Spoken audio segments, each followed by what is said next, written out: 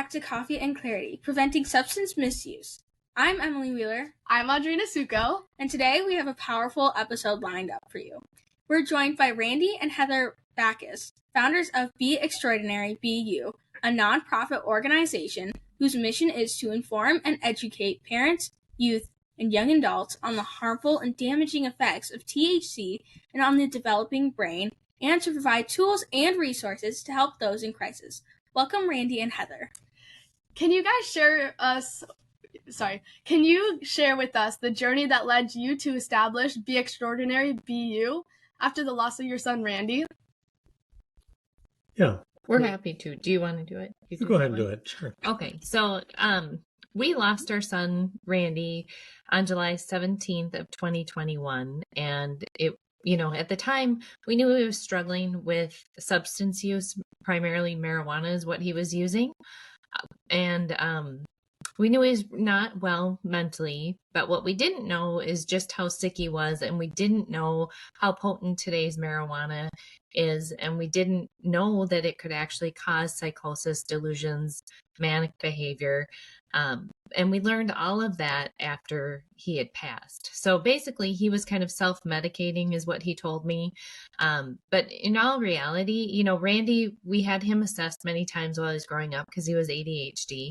But it wasn't until after he started using marijuana that he was diagnosed with anxiety and depression. So what happened was I learned via a friend that there's another mom in this world, and actually there's a lot of moms, sadly, in this world who's also have lost their children to suicide or psychosis, and it's been marijuana induced. And a friend handed me an article from a People magazine where I learned about Johnny Stack, who is Laura Stack's son, who also died by suicide after using high-potency marijuana.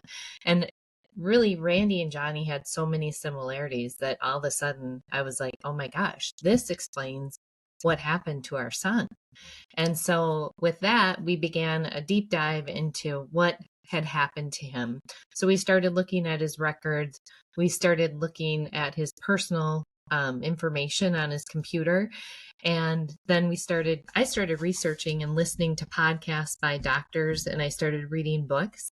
And I learned that in all reality, marijuana is very dangerous for the developing brain. So anybody under the age of 25, it can really impact what happens. It can cause mental illness, psychosis, suicide, and just generally restructures the brain so it won't work as it was intended to. So with that, and then with learning all we did about our son and knowing that information, having to live through the loss of a child is unbearable, and it's something that could have been prevented.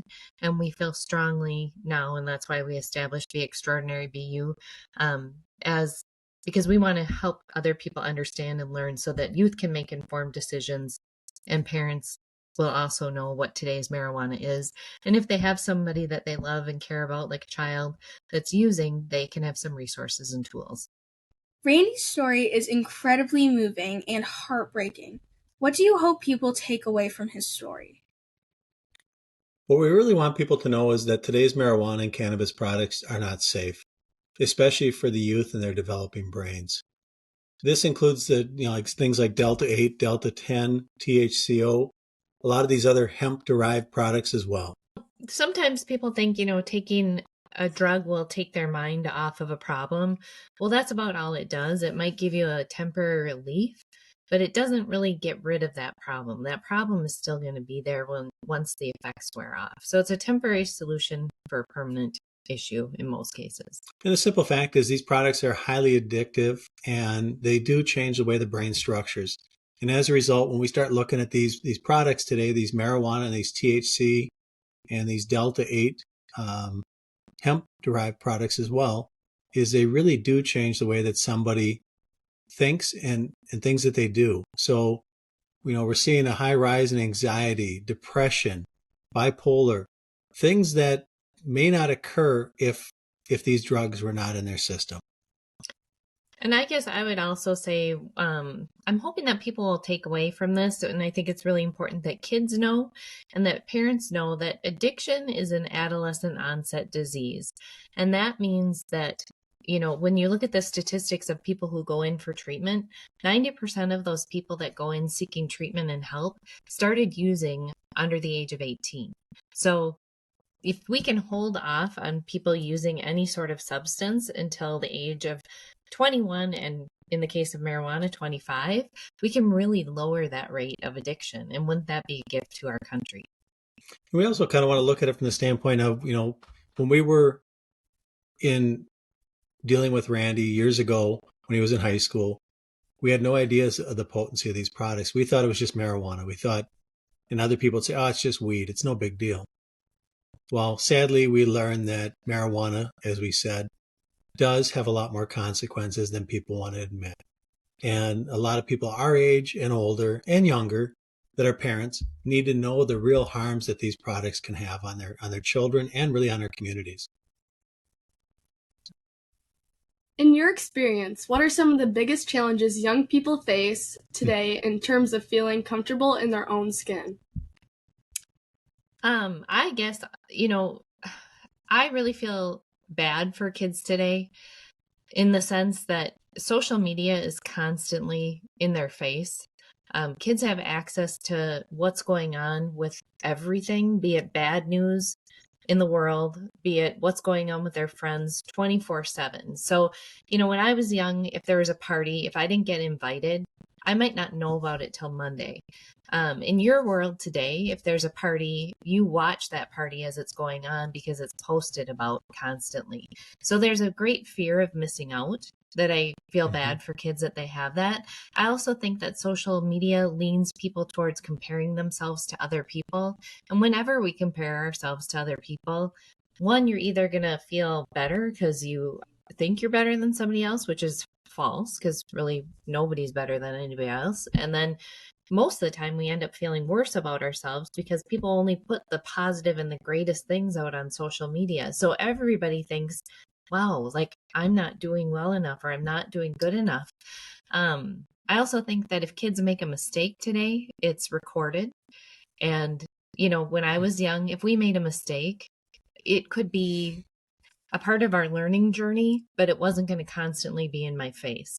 If I made a mistake, I could say, I'm sorry to whoever, but it wouldn't stick with me. Today, I feel like kids don't get the opportunity to make mistakes and learn from them without really severe consequences. So I think, the biggest challenge for me for the kids today that I think causes great anxiety stems from social media, and just the pressures. And I'd kind of further piggyback on that. So obviously you guys have the world at your fingertips with the cell phones today. I would say our media has really done a poor job of normalizing these drugs and these products. So when you're youth, you guys are looking at things, you're seeing TV shows like Stranger Things. Thank you, Stranger Things. And it's showing you that when somebody gets high, the worst thing that happens is they maybe eat a bunch of food and they laugh silly and they're immature.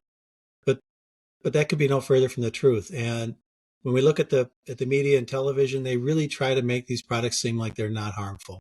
And like we said before, as we've learned, they really are harmful and they really do change the youth brain.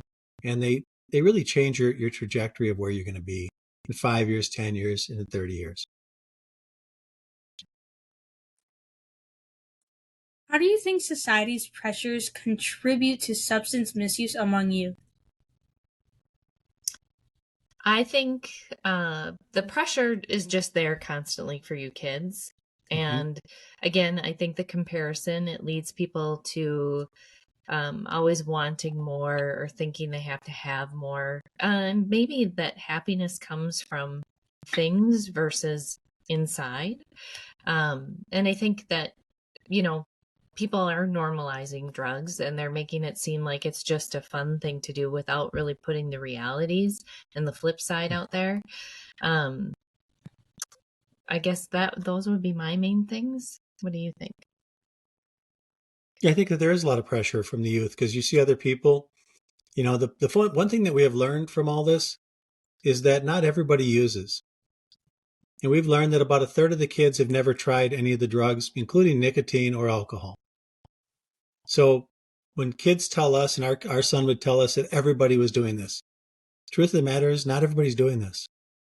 And so, well, I was going to say, when we talk to kids, we try to point that out to them that, if you look at the statistics from the surveys with our youth, 30%, is it 36% of 12th graders have not used any substance in their lifetime. And that really is important for kids to know, because sometimes you might feel like you're alone if you're not doing that, but you're really not. You just need to find the right people who are also choosing not to use and choosing to really protect their brains. Randy seemed to have a strong sense of independence and creativity. How do you encourage young people to embrace their unique qualities and talents? Randy was really creative, and he was very independent, and he always had a strong will. Sometimes that independence got in his way, because we would butt heads on things, but we tried to let him have some freedom and flexibility, but one thing that we really just didn't want for him was drug use, and so we did put our foot down on that. I guess for kids to embrace your uniqueness, everybody is unique and created differently. And I think part of growing up is sometimes we don't feel comfortable in our own skin. Even as an adult, there have been plenty of times when I haven't been comfortable in my own skin. And you just have to kind of realize that everyone is different. And with our differences, we bring uniqueness to the world, and we all have a gift and something special to share. And if we try to be like everybody else, we're not utilizing maybe the very best parts of ourselves. So I guess that's how I would package it, is that we are all unique and different, and that those uniquenesses and differences make the world a much more interesting place. So just be yourself, realize that nobody is perfect. No two people are the same. And that, again, that drugs, if you're feeling uncomfortable, because we've heard a lot of kids say, well, I was feeling really anxious, and so this friend told me to go try this, try marijuana, and it would make me feel better. Again, if you're feeling anxious, get to the root of what that anxiety is. Find a trusted adult, find a trusted friend that you can share with, and see if you can talk through that versus taking a substance to relieve that feeling, and then it's only going to come back. And sometimes, I guess, one gentleman that we know that deals with drugs and things a lot said there isn't any problem that drugs won't make worse. So, drugs really aren't going to make anything better. They're just going to make things more challenging. Can you tell us more about Randy's resolution and the advocacy work you've been doing to address the harms of today's weed? So Randy's resolution was a resolution put forward in the House of Congress, so the representatives in our government. Basically, it's a resolution, so it means that it is not a bill, it is not a law, it's just a resolution that hopefully will give the industry, so basically recognizing the need for research, education, and policy development regarding high-potency marijuana. Show it. Yeah, so this is a copy of the actual resolution. It's kind of backwards because I suppose it would be backwards. Yeah. Sorry. But basically, it was really honorable and neat that they called it Randy's resolution. I don't know how much traction it will have, but I think it's really just trying to gain more awareness and understanding, not only in politics, but also just nationwide, as far as that these high potency products today are not the same thing that I grew up with or Heather grew up with. And I think one thing to keep in mind is they're looking to reschedule marijuana. There are some people that are looking to do that. So right now it's a Schedule I drug, meaning that it's scheduled the same as cocaine or methamphetamine, heroin. And people want to lower the seriousness of it. And really that's all driven by money, because people, if they reschedule it, then as it becomes legal in all kinds of different states, they'll be able to utilize our banking system, and currently they can't. So it's a business decision. It's not based on really what the drug is and the detriment to the people. So it's not a public health decision. It's a business decision. And my hope is that they will not do that, and they will really study it. And that's, kind of what the crux of the of the resolution is really just studying it and trying to better understand what these products today are before they start getting further down the road. What advice would you give to parents who may be struggling to support their children through similar challenges? I think the first piece of that is really when we were in the throes of this, we really felt alone. When our son was struggling in high school and he was using marijuana, we would talk to different people and they'd say, it's no big deal, it's just weed. But the simple fact is it was really difficult, and we didn't feel that we had a lot of people that were listening or helping. That was a number of years ago now, so that was probably back about 7 years ago. I would say that if they're having a child that is struggling, or if one of your friends is struggling, is really knowing that there's a lot of resources out there. There's a lot more organizations that are willing to help or try to find you the resources you could use that would help guide you throughout the situation. Or, if anything, give you information and tools, resources, data, things that you could share with that person to show them, hey, if you're using these products, these are potentialities of what could happen. And I would say, as a mom, I was very worried about my son's use. And sometimes when we don't know what else to do and someone isn't really listening or you don't feel heard, you tend to get angry. So as a parent, I would say, don't get angry. Express yourself out of concern and love and genuineness for that person. As a parent, parents have to set boundaries for their children to help keep them safe. And then you have to enforce those boundaries by having logical consequences for actions that aren't fitting within your family boundaries. As a mom, we went to different counselors and therapists. They weren't always licensed drug and alcohol therapists. And I would highly suggest, if you're having an issue with substance use, go to a licensed drug and alcohol counselor. They have a different background. They have experience typically in that area, and I think they have better insight. And then there are groups out there for parents that meet that can give support, or siblings. So a lot of times we have siblings that are using, and you can join groups like Maranon or Al-Anon. And a lot of these groups are online, which I find very convenient and comfortable, because sometimes it takes a while to find the right group of people that you feel comfortable with. So those are the things I would say if you have a loved one who's using or struggling with mental health. Even mental health, there is NAMI, which is the National, what does that stand for? Well, NAMI, if people put NAMI in. National Association of Mental Health. Illness. Mental illness, okay. Yeah. And they have a ton of resources for people when they have loved ones who are suffering. How do you think we can create more supportive communities for young people who may be navigating mental health issues or substance misuse? I think the first piece what we said kind of before was, really letting them know that they're not alone. Quite honestly, once we kind of came out and we started talking about some of these issues, I was surprised at how many people reached out to us. And you'd think that you're kind of in a silo and there's not other families that are going through this. And we have learned in every community, and I literally mean every community, whether people see it or not, families are struggling with this with their youth. It's a lot more prevalent. So I think it's just really letting people know that they're not alone and that recovery is possible. And there are tools and resources out there that can help them.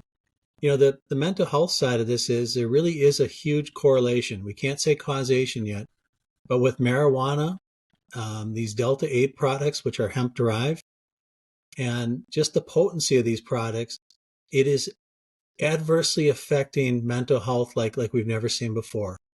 So we had COVID we went through. A lot of our youth were struggling with mental health during and after COVID. And basically what this has done is it's kind of like throwing gasoline on a fire. So these products are bringing out things that may not have existed prior, and it just made it worse, a lot more stressful for families and for youth, because the mental health piece of this is huge. And I guess the other thing is when we're trying to help kids, we need to destigmatize mental health. And so, when people have cancer, no one says they're a bad person because they have cancer. They get the help that they need. People care for them, they're understanding, they support them, and they love them. And, when you have a mental illness, it really just transfers to maybe a broken brain. Maybe your brain just isn't working quite right. So we need to love and support those people and not judge them for a mental illness, and realize that, it can be healed, it can be fixed. There is treatment that you can do. And I wish people would be more comfortable and open talking about it, because it would bring better understanding for everyone. Because when we hide things and we cover them, that's when they become shameful. So just being honest and open about it. What message would you like to share with the young listeners who may be struggling with their identity or facing similar challenges to what Randy experienced? No, you go ahead and go. Again, so with young people, oftentimes I think people think they're on this island and they're the only ones who feel this way. And I can tell you, even just when Randy and I talk back and think back to our teenage years, I remember being incredibly lonely when I was a junior. My friends changed. I had friends who started using drugs. I didn't want to use drugs. I had to find new people. I think it's just letting people know that you're really never alone, regardless of if you're choosing not to use or you're choosing to use and maybe you want to stop. You're not alone. There are resources out there. It's possible to stop if that's your choice. And there are programs that are out there. Unfortunately, by the time, we never really knew how broken Randy was and how sick he was until after he passed. But what we also want people to know is that if you are using and you are suffering mental health effects from your use, you can recover. Your brain is very plastic. And if you stop your use, your brain will go back to normal as long as you don't continue using drugs. And really, my message to kids is oftentimes when we don't feel accepted, it's because we aren't accepting ourselves.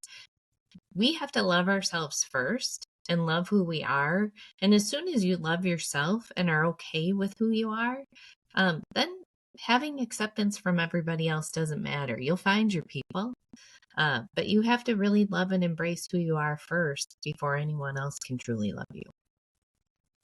And I think I'd piggyback on that and just say that our son thought marijuana helped him with his depression and anxiety. He always said he could quit any time. And as he went on using more and more highly potent products, towards the end of his life, he was trying to step back from marijuana, but he couldn't. So he could step back for a couple days and he'd be sober for a couple days and he'd start having a whole different perspective on life. But then it would catch up to him where he had to have this because this product was truly addictive. And he always said it wasn't addictive. And as he learned, it was way more addictive and it changed who he was and it changed his trajectory and ultimately took his life. And those are all things that we learned, from looking at his videos and looking at his writings, his artwork, things that were, for our son that was a pretty happy kid, he had a lot of grim sadness in him that we had no idea. Randy's journey through vlogging offers a unique perspective on his struggles with substance misuse and mental health. Can you tell us more about how his vlogs became a tool for education and advocacy? Okay, so I'll say this. It's going to sound strange to say it this way. But the videos that he left behind, because he thought he was going to be a famous rap artist, he was delusional, right? And he's not alone in these. We've talked to a lot of young people. Some of them that are no longer, we've talked to their families, some of the kids that are here that at one time thought they were going to be something that they weren't, whether it was a musician, a rock star, whatever that would be. A prophet. Yeah. Ironically, that sounds silly too, but people that thought, maybe they're a prophet. Or maybe their mission was to save the world. And if they did a certain action, they would be saving the world. So when we found Randy's videos, it was really powerful and moving because these were videos that he put together. He never put them together with the intention that he was going to take his life. He put them together with the intention that he would showcase how his life was kind of tough before he made it big. So those videos from our standpoint were really gold.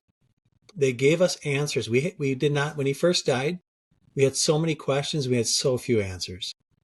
Because when we would talk to him, there was struggles that he was having, but there was days we would talk where we thought he was okay. And then, he'd leave us a voicemail. And then on that same day, I could see that when he shot a video that he was really down and depressed. And so what he portrayed and what he was not what we were seeing. And I want to just kind of go back to the video. The video was something where it's him and his words. It's not our words. Him talking about the things that he is, and then kind of saying, hey, I'm going to get sober. I'm going to clean up my act. And then he kind of went back because he was struggling. So we see those as, at least I saw those as really a important thing to be able to show youth, because youth a lot of times can identify with some of those things. And for me, it was really a gift that he left us, that he didn't intend to leave it. And honestly, we were lucky we even got him, because we were lucky we were able to find him. Compiling and editing Randy's vlogs could not have been easy. What did this process look like for each of you? So when he first died, about 2 months after he died, we got his phones. So he died in Colorado. We live in Minnesota. They sent us his phones. It was about 8 weeks after he died. And one of his phones I was able to get into. The other phone, it took me 2 months. So when I finally got into that phone, it was really, as I said, it was really a gift. And it was really hard to watch the videos that he had done. To see him in the state that he was in, it was hard as a parent. It was hard just as a human being. Those videos, I pulled them off of his phone initially. So this was probably in 2021, let's say December of 2021. And I put them in a file, and I did not look at them again really, other than maybe just periodically I'd look at the files. I didn't until I put the video together about a year later. And it was really hard because just watching it brought so many emotions. And even putting that video together, I don't think there was a day where my eyes were dry. It was heartbreaking. It was something that I hope nobody ever has to feel when you start looking at a loved one that is no longer here, and yet you can see them in the video and you can see how they progressed down a hill and obviously to his death. Yeah. So I would say Randy did he did all the compiling and the editing of the video. When I first saw the video, I was heartbroken and very sad because it didn't show a very good representation of who I remembered my son as being. And when you think, we thought we knew what was going on, but really we didn't have a clue of how sick he was. But that video really showed us, and it broke my heart that he was suffering as much as he really was. So I guess, it took great strength for my husband to be able to put the video together. And I'm very thankful and grateful that he has the skills and the ability. And it was done out of love and a need to really help others, because like I said, we don't ever want anyone to have to go through this. And unless you've lived with someone in addiction, you don't have a clue of what the chaos is that it brings. It brings a lot of chaos to your life. And so, the video depicts that. It doesn't show the chaos it brought to our house, but it shows the chaos just that Randy was living. And he was on a roller coaster. Some days he was up, some days he was down. And we just didn't know that he had all of that going on. So as hard as that was to open ourselves and showcase our son and our family, we really felt if we didn't do that, we would be doing a disservice. And we hope that when youth see this, It's not going to change everybody's perspective, but if we can get just a few people every time that we show that video, when we're out speaking to parents or we're speaking to schools, if we can get a couple of the kids or a couple of youth that see that and say, I don't really want to go down that road, then we've done something great. How has sharing Randy's story through his vlogs impacted others who may be going through similar challenges? I would say when we present at schools, kids will come up and they'll say, I have a brother who's using, or I have an uncle who died by this. They tell us, they share personal information. They thank us for being there. They tell us that it's had an impact, that it means a whole lot more than just the statistics and the numbers that they hear, because they see an actual person and they see the transition of our son from going to being pretty healthy to really not healthy at all and not doing well. Sometimes kids will ask and it plants a seed, like they say, well, how much can I smoke and not have this happen? We can't answer that question. This isn't going to happen to everyone, but the scary part is there's no way to know who is this going to happen to. So do you really want to take that risk? I think kids who are using might watch the video and say, wow, I had no idea. Like, I've been looking at the websites where they sell this stuff and it tells me all the good parts about marijuana, but it doesn't tell me the risks. And then my hope is that they will see the risks and maybe reconsider what they're doing and maybe reach out for help and see if they can stop and choose not to use. In what ways do you hope Randy's vlogs will change the way people view substance use and mental health? We really hope people make more of a connection there and understand that, sometimes people say, well, maybe it's mental health and then the drugs got added on, or maybe it's the drugs and then the mental health. Simple fact is these things occur simultaneously. And, looking at the vlogs, what I wanted to kind of touch upon was when Randy was 18 years old, he was a senior in high school. One of his online projects that he did was a 9-minute video talking about why marijuana should be legalized. And the irony about that is we did not find that video or even know that he even did that project until after he died. It was on his computer. And in looking at that, he believed all the industry talking points. So you have a video that he did in 2018, and then you have a video that we put together from his life in 2021. And it really shows a stark contrast that this is the reality. This is not the marijuana that you think it is, or the cannabis. So I think, from that vlog standpoint is really showing kids what those potential risks are and what could happen if they went down that path. As of right now, the numbers are 1 in 6 youth who under the age of 18 that use marijuana become addicted. Marijuana for the younger people, 25 and under, there's a 30% cannabis use disorder, which means that when it comes to cannabis, when it comes to marijuana, because cannabis and marijuana are the same thing, just different names, that 30% of the people have a disorder. And what that disorder is they would choose marijuana over other things in life. You want to explain? You're always better at explaining this. They would, like for Randy, he chose marijuana over having a relationship with his family. We said you can't smoke in our house. He said, I want to smoke and that's what I'm going to do. And it caused a lot of havoc. So he chose marijuana over us, I guess. So that's, but a lot of times people isolate. So if they had friends, so a cannabis use disorder would be where if you were in the past, you'd go hang out with your friends. You may decide I'm just going to stay home and just smoke some weed and just kind of hang out by myself. Or like Randy, he gave up jobs or he had paranoia, and that was a result of his cannabis use. Regardless of the paranoia and regardless that he lost a couple jobs because of his paranoia, he still continued to use cannabis. So despite negative consequences, he still was choosing cannabis, even though he knew it was bringing detriment to his life. So, and I guess one thing that I hope people will know is that, Randy was a real person. he's not just a statistic. This really happened.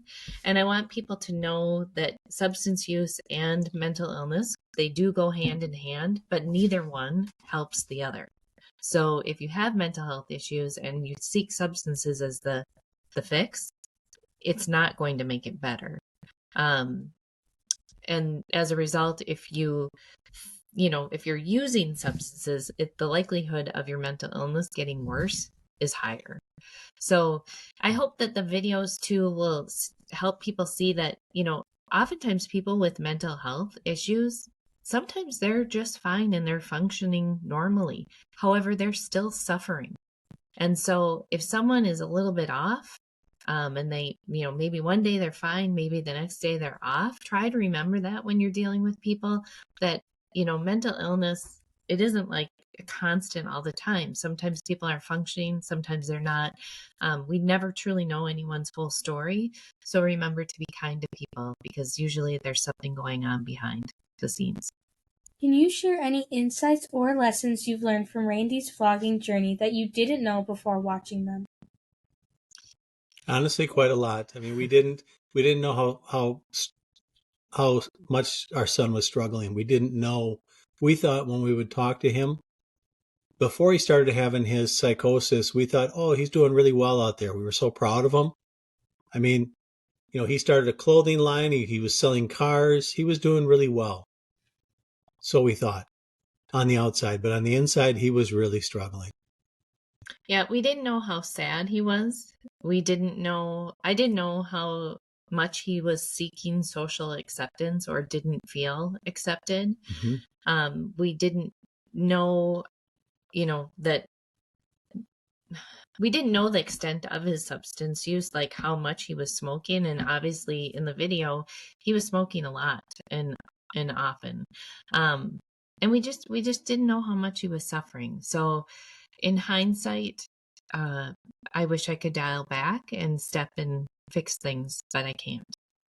Rewind, time has no rewind. And, we were ignorant. We did not know that today's marijuana, on average, just for smokable, a joint, is 8 times stronger than when we were in high school.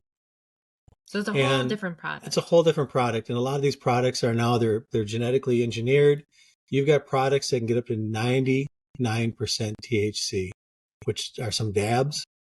Different products. We had no idea about any of these products. We thought marijuana was just this thing you smoked that we didn't agree with. We didn't think it was good, but we didn't realize all that it could cause. And I guess the other big thing that we didn't know is we didn't know how it impacted youth brain development. So when people use marijuana, the chemical THC is the part that gets users high, and that attaches in the brain. It upsets the brain's homeostasis. So, the chemical THC binds to your cannabinoid receptors, and your body releases way too much dopamine. That begins the process of addiction. We just had no idea of how THC interacted with the developing brain, and that really it restructures it. And maybe how the brain was intended to be is not going to be the outcome when someone is using cannabis before the age of 25. What support or resources do you recommend for individuals or parents who may be experiencing similar challenges to what Randy faced? Well, I would say that if you have a loved one that's suffering Maranon or Al-Anon, there's a lot of online resources. Our website is a resource. There we have people connected. So at Be Extraordinary BU, we have links to SAM, which is Smart Approaches to Marijuana, which has a lot of good fact sheets that you could share with someone about the impact of marijuana on the developing brain.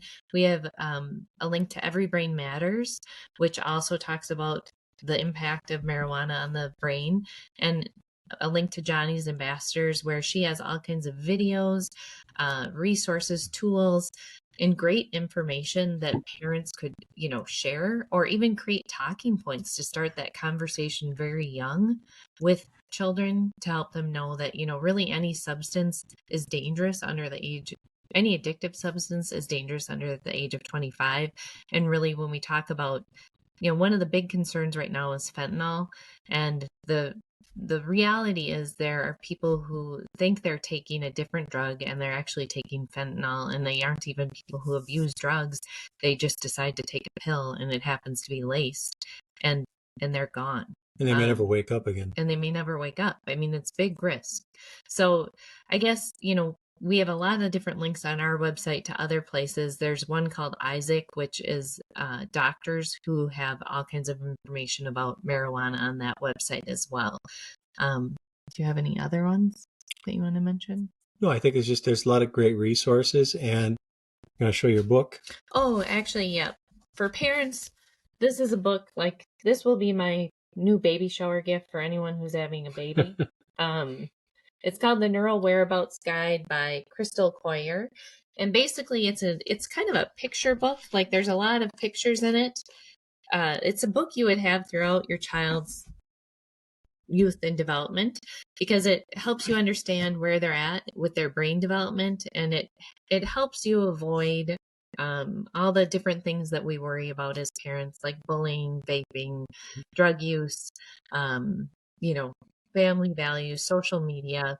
It's just a really great tool. So as a parent, I think it's a book. Even if your child's in high school, you're still, our jobs are not done. And like, we have girls in college and done with college, and we're still parenting. And there are tools in this book that I utilize. So, do you have anything else to share? I guess we would just say, thanks for having us on and the opportunity. And, with our foundation, Be Extraordinary, Be You, we really want to get into schools in front of kids and our youth. And we really want to get in front of parents to educate and inform so that the kids can make informed decisions. Because I truly believe, had my son known, at his school, he was taught it wasn't addictive. He looked at all the industry talking points from people who were proponents of marijuana use and, thought it was all this beneficial stuff. He didn't know the impact it had on the developing brain. So I truly believe, had he known, he was smart, he had a high fear factor, he may not have used. And had he not used, I really truly believe he would still be here today. So, if parents want us to come speak at their school, or if students want us to come and speak to the kids at school, that's something that we would love to do. Thank you guys so much for coming and talking to us, and thank you so much for watching another episode of Coffee and Clarity.